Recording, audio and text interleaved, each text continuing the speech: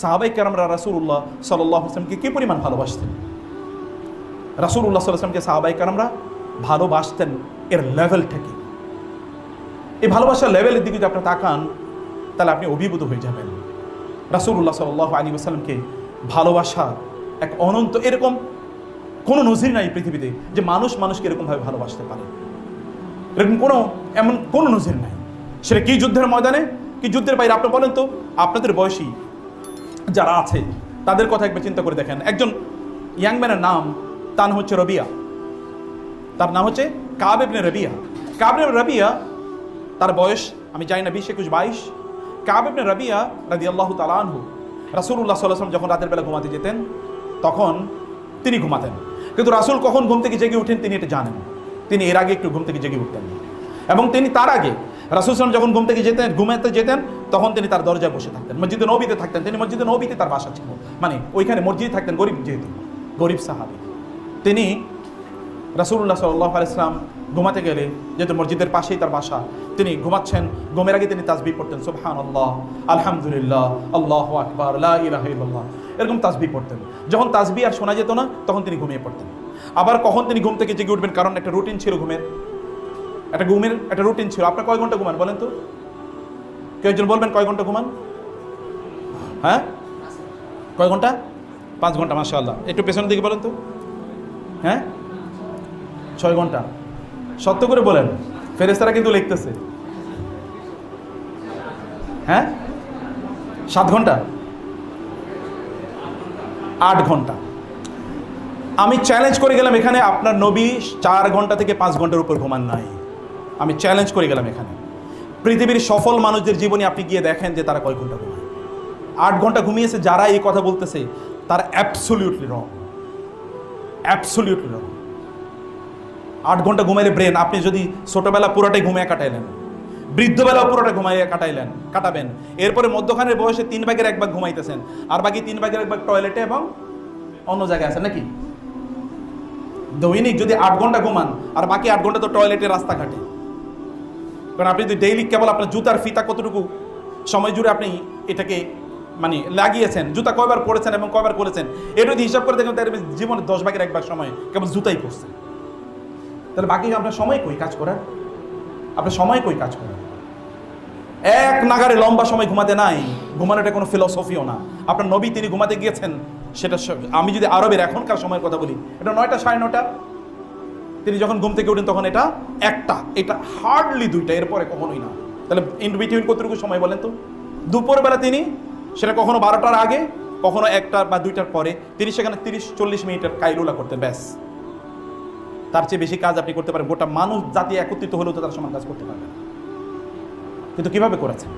Physically strong থাকা is very important. Physically strong থাকার জন্য অনেক লম্বা সময় ঘুমানোর প্রয়োজন নেই, অনেক বেশি খেতেও নেই। অনেক বেশি খেলে আপনি কোনো কাজও করতে পারবেন না। রাসূলুল্লাহ সাল্লাল্লাহু আলাইহি ওয়াসাল্লামের কথা আপনাদেরকে আমি বলছিলাম। রাবিয়া, তিনি একবার রাসূল সাল্লাল্লাহু আলাইহি ওয়াসাল্লাম ঘুম থেকে জেগে উঠলেন। জেগে ওঠার পরে তিনি দেখলেন রাবিয়া পানি নিয়ে দাঁড়ানো। রাবিয়া, তুমি এখানে? বলে, হ্যাঁ ইয়া রাসূলুল্লাহ, এটা তো আমার ডেইলি প্র্যাকটিস। আপনি যখন ঘুমাতে যান তখন আমি পাশে থাকি, যখন ঘুম থেকে জেগে ওঠেন তখন আমি থাকি, কারণ আমি সতর্ক থাকি যদি আপনার কোনো কিছু প্রয়োজন হয়, যদি আপনি সেটা না পান, আপনার যদি কষ্ট হয়, এই কারণে আমি আগেই জেগে উঠে এবং জিনিসগুলো আমি নিশ্চিত করার চেষ্টা করি। রাসূল ইসলাম বললেন, তুমি এরকমই করো? বলে, হ্যাঁ আমি তো ডেইলি এরকম করি। রাসূল ইসলাম অবাক হয়ে গেলেন। আমি বললেন, Rabia, you love me so much, তুমি এত ভালোবাসা যে, ঠিক আছে তুমি আমার কাছে কিছু একটা চাও, তো আমার কাছে কিছু একটা চাও। রাবিয়া বলেন, ইয়া রাসূলুল্লাহ, আমাকে একটু সময় দিতে হবে আপনার কাছে, আমি কি চাইবো? আমাকে একটু সময় দিতে হবে আপনার কাছে, আমি কি চাইবো? কারণ এখনই আমি বলতে পারবো না। তার বয়স 18, 19, 20, আপনাদের মধ্যে এরকম রঙিন স্বপ্ন তার চোখে। আপনার কাছে আমি কি চাইবো, আমি এটাকে আমাকে সময় দিতে হবে। রাসূলুল্লাহ সাল্লাল্লাহু আলাইহি ওয়াসাল্লাম বলেন, যাও।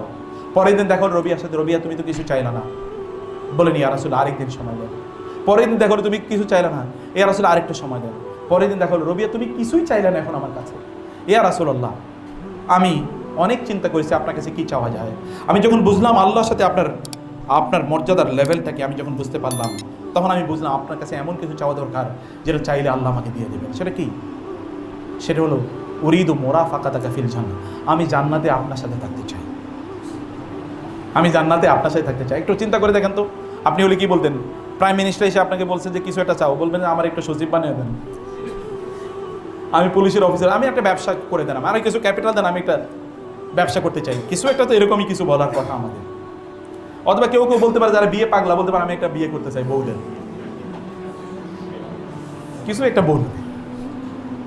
তিনি বলেন আমি জান্নাতে আপনার সাথে থাকতে চাই। রাসূল একটু অবাক হয়ে গেলেন, ইয়াংদের কথা অন্যরকম হওয়ার কথা, কিন্তু এটা আবার কি এমন ইয়াং ম্যান? একটু তাকিয়ে থেকে বলেন আওয়া খায়রা জালিক, অন্য কোনো কিছু? বলে না, এইটাই। বুঝে শুনে বলো, কে তোমার শিখাইছে, কে বলছে তোমার এই কথা?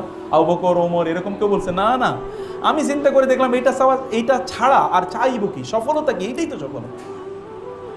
তিনি একটু অবাক হয়ে তাকিয়ে বললেন, রবিয়া ঠিক আছে, তুমি আমার সাথে জান্নাতে থাকতে পারবা বটে, কিন্তু ফাইন্নি আলাইহা বিকাসরাতি সুজুদ, তুমি বেশি বেশি নামাজ পড়ো, তাহলে তুমি আমার সাথে জান্নাতে থাকতে পারবে।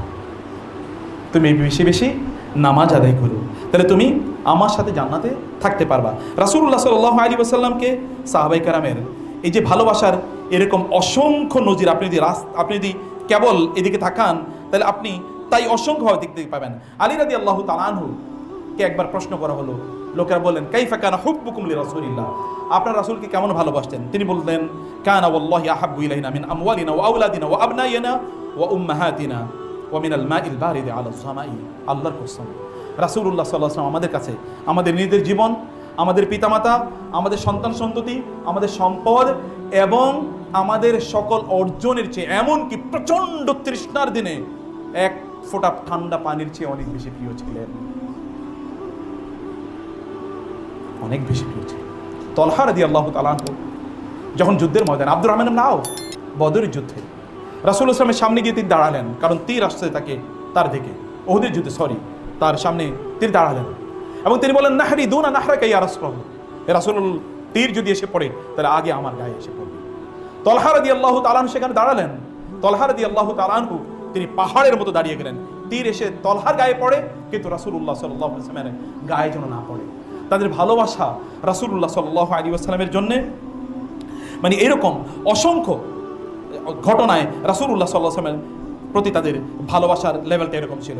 হুদাইবিয়ার সন্ধির কথা আমরা বলি, হুদাইবিয়ার সন্ধির ঘটনায় উরওয়া ইবনে মাসউদ আস-সাকাফি, তাকে পাঠানো হলো, কুরাইশরা থেকে পাঠালেন যে যান একটু গিয়ে দেখেন মুহাম্মদ রাসূলের সাথে আপনার একটা চুক্তি করার ব্যবস্থা করেন।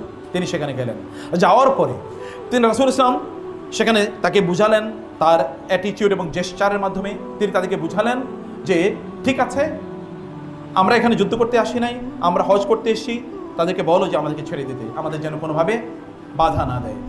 উরওয়া ইবনে মাসউদ কুরাইশদের কাছে গেলেন, ফিরে গিয়ে বললেন ইয়া কুরাইশ, হে কুরাইশ, আমি ওয়াল্লাহি লাকাদ যুরতু, আল্লাহর কসম করে বলছি, আমি পারস্যের সম্রাট, রোমানদের সম্রাট এবং অন্যান্য জায়গার সম্রাটদের কথা বলেছেন, আমি এরকম সম্রাটদের কাছে গিয়েছি, কিন্তু কোথাও দেখি নাই সম্রাটদেরকে তাদের অনুসারীরা যতটা ভালোবাসে এইরকম মুহাম্মদ রাসূলকে তার অনুসারীরা যেরকম ভালোবাসে, কোথাও কাউকে দেখি নাই যে তাদের অনুসারীরা তাদেরকে এতটা ভালোবাসে। মুহাম্মদ সাল্লাল্লাহু আলাইহি ওয়াসাল্লাম যখন ওযু করেন, ওযু করার পরে পানি যেটা থেকে যায়, যে অবশিষ্ট পানিটা থেকে যায়, এই অবশিষ্ট পানিটা সাহাবীরা তারা নিয়ে নিজেদের শরীরে একটু মাখবেন, এই জন্য তারা নিজেদের মধ্যে তারা প্রতিযোগিতা লাগিয়ে দেন, নিজেদের মধ্যে তারা প্রতিযোগিতা করেন কে ওই অবশিষ্ট পানিটা নেবেন এবং ওই অবশিষ্ট পানিটা তাদের নিজেদের মধ্যে তারা এটাকে তাদের নিজের শরীরে তারা এটা লাগিয়ে দেবেন, এটা নিয়ে তারা প্রতিযোগিতা করেন। রাসূল সাল্লাল্লাহু আলাইহি ওয়াসাল্লামকে আল্লাহ সুবহানাহু ওয়া তাআলা নির্দেশ প্রদান করলেন মক্কা থেকে মদিনায় তিনি হিজরত করবেন। তার অনেক আগে গিয়ে তিনি আবু বকরকে বললেন, আবু বকর, হতে পারে কোনোদিন আমাদেরকে মক্কা থেকে মদিনায় হিজরত করে যেতে হতে পারে। রাসূলুল্লাহ সাল্লাল্লাহু আলাইহি ওয়াসাল্লামকে আবু বকর রাদিয়াল্লাহু তাআলা আনহু বললেন যে ইয়া রাসূলুল্লাহ, আবু বকর রাদিয়াল্লাহু বললেন ইয়া রাসূলুল্লাহ, আপনি as-suhba ইয়া রাসূলুল্লাহ, কেউ কি আপনার সাথে আর কেউ যাবে না আপনার সাথে? তিনি প্রত্যাশা করছেন রাসূলের যে তিনি যাবেন। তিনি বললেন লা তাজাল, তাড়াহুড়া করো না, হতে পারে আল্লাহ সুবহানাহু ওয়া তাআলা আমার জন্য একজন সাথীর নির্দেশনা দিয়ে দেবেন। রাসূল সাল্লাল্লাহু আলাইহি ওয়াসাল্লাম যেদিন সকালবেলা ভোরে তিনি বের হয়ে যাবেন, ওই দিন তিনি আবু বকর রাদিয়াল্লাহু তাআলা ঘরে তিনি গেলেন, ঘরে গিয়ে তিনি দরজায় টোকা দিলেন। দরজা টোকা দেওয়ার সাথে সাথেই দরজা খুলে গেল। রাসূল বলেন, আবু বকর, এত ভোরে আপনি দরজা খুলে ফেলেন? তিনি বলেন, ইয়া রাসূলুল্লাহ, যেদিন আপনি বলেছেন যে হিজরত করতে হবে সেদিন থেকে আর আমি রাতে ঘুমাই নাই। যদি কোনোভাবে এমন হয় যে আপনি এসে বলবেন 2 বার টোকা দিতে হবে, যদি তাতে আপনার কষ্ট হয়, এখন আমি রাতে ঘুম বন্ধ করে দিয়েছি। আবু বকর বলেন, as-suhba ইয়া রাসূলুল্লাহ, আপনার সাথে আর কেউ যাবে না? তিনি বলেন, হ্যাঁ, আপনাকে যেতে অনুমতি দেওয়া হয়েছে। আবু বকর হুড়মুড় করে কেঁদে দিলেন। আয়েশা রাদিয়াল্লাহু তাআলা তখনও ছোট। আয়েশা বললেন তার স্মৃতিচারণে, মানুষ যে আনন্দে কাঁদে এটা আমার জীবনে আমি প্রথম দেখেছি। এর আগে দেখেছি মানুষ কষ্টে কাঁদে, কিন্তু আবু বকর রাসূলের সাথে হিজরতে যেতে পারবেন এই আনন্দে তিনি কেঁদে দিলেন। ভালোবাসার লেভেল কি! তিনি যখন ওই গারে সাওরে সে ওই গুহায় গিয়ে যখন তিনি আশ্রয় নিয়েছেন, তিনি আবু বকর রাদিয়াল্লাহু তাআলা রাসূলুল্লাহ সাল্লাল্লাহু আলাইহি ওয়াসাল্লামকে বলেন, ইয়া রাসূল আপনি একটু দাঁড়ান, আমি একটু ভেতরে যাই, গিয়ে দেখি সেখানে কোনো সাপ বিচ্ছু কোনো কিছু আছে কিনা, আমি আগে একটু পরিষ্কার পরিচ্ছন্ন করে আসি, যেন আপনার কোনো কষ্ট না হয়। তিনি আগে পরিষ্কার করেছেন। এরপরে রাসূলুল্লাহ সাল্লাল্লাহু আলাইহি ওয়াসাল্লামকে সেখানে তিনি ঢোকার জন্য বা সেখানে তিনি রাসূলুল্লাহ সাল্লাল্লাহু আলাইহি ওয়াসাল্লামকে তিনি নিয়ে গেলেন।